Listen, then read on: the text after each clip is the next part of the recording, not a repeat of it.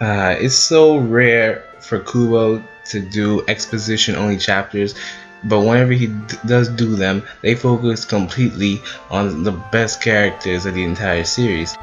Stark got one just like this, and it was excellent. Braga and Halle Bell also got like a dual flashback because both of them are defeated just around the exact same time, and we got to see how they first, like when they first met Aizen, and how the two of them interacted with each other all the time. In this case, we get JuhaBach. This was far more than I could ever hope for, but we've only just begun to scratch the layers of what could be one of the best characters in shonen history. Granted, it started off completely like weird and random because we got out of the fight with Renji and Master Masculine just to go into this chapter completely unaware that we're about to have a flashback like this pretty much like over half the chapter. Like, we learn of this one baby who was like blind, mute, and overall just completely paralyzed.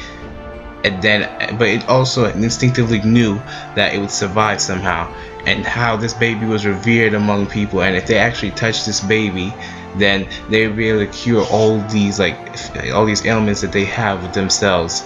But later on, they learn that their lives would end much quicker than usual, whether it be in a couple of years, months, or even a few short days. And then this baby would take in the essence that it gave out to them, and like the soul that it gave to them to cure them. It takes back of all the knowledge of the person that absorbed it in the first place. And we learned that this baby grew up to be JuhaBach, and that in order for Yuha to actually survive, he needs a constant supply of souls, or else he'll go right back to his paralyzed, mute, blinded state that he was in before when he was just a child. Now we can understand the origin of the Quincy's and exactly where and how they were created. This is exactly what I was talking about in my other video of One with the Big Three and other mangas, and one of the biggest points that I said had to be addressed was JuhaBach's, like, his entire history, because he has lived on probably longer than most Soul Reapers that exist today, even Unohana maybe.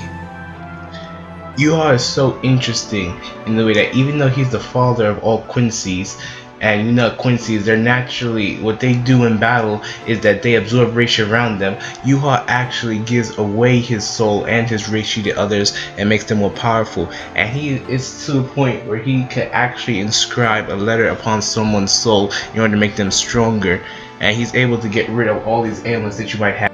He can give you the courage to fight, he can get rid of any physical disabilities, he can even heal you like mental issues, all the way down to like your soul. On top of that, he actually has to be like, anyone who comes in contact with him or his stern reader now, because when he was a child he could only give away by direct contact, but now he has like a whole secondhand smoking effect on people, so he gives it to a stern reader, and as Soul Reaper touches them, then they'll have like be connected to Yuha as well, and whenever anyone dies, whether they're a stern reader or a Soul Reaper or anyone in this battle, they get like when they die, they get reabsorbed into Yuha, and he takes in all their Reishi and experience, and that is quite frightening.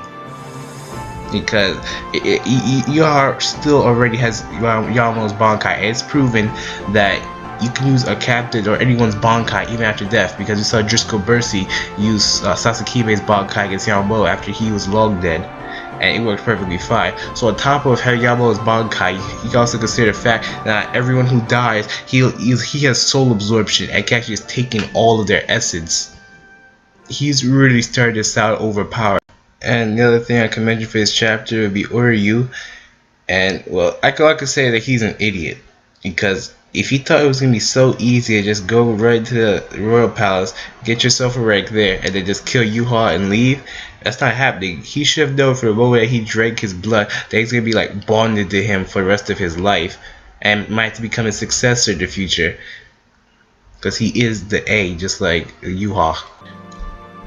Yes, of course, I also forgot to mention, Kubo loves making Uryu yaoi bait. I can just see the fanfics in my mind already. Overall, a great dialogue driven chapter, and I really hope we do get plenty more of these in the future, because we've only just begun to see the depths of JuhaBach.